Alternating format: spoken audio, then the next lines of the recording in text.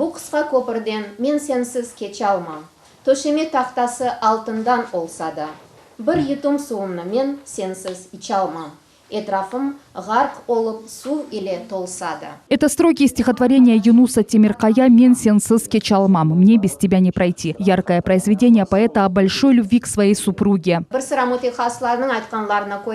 По мнению экспертов, если бы Юнус Темиркая написал только это стихотворение, уже вошел бы в историю крымско-татарской литературы. Произведение высокого стиля и с точки зрения художественности прекрасное. Имя поэта Юнуса Темиркая широко известно крымско-татарскому читателю. Его перу принадлежит множество произведений. Неповторимый самобытный стиль автора легко узнать. У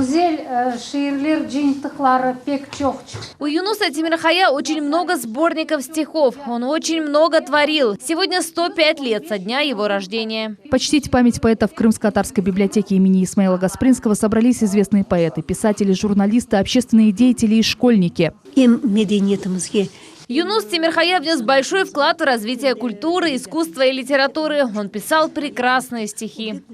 Юнус Темиркая – уроженец села Уркуста, ныне передовое под Севастополем. Поэзией увлекся со школьной скамьи. Его первое стихотворение «Яши Щидостума» молодому другу рабочему опубликовали в Ялтинской районной газете «Ударник». Затем печатался в газетах «Яшкувет», «Янадунья» и журнале «Яшлин Инжилер».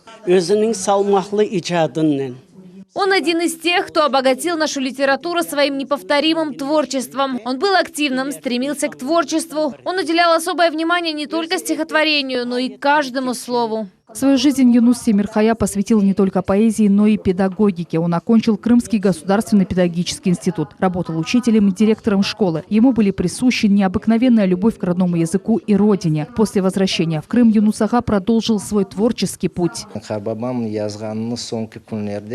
В последние дни своей жизни моему дедушке было трудно писать. Он плохо видел, но все равно пытался это делать. И у него получалось. Жизнь поэта оборвалась 14 сентября 2004 года. Ее он всецело посвятил сохранению и возрождению крымско-татарского языка. Айша Шулакова, Виталий Голубев, телеканал «Милет».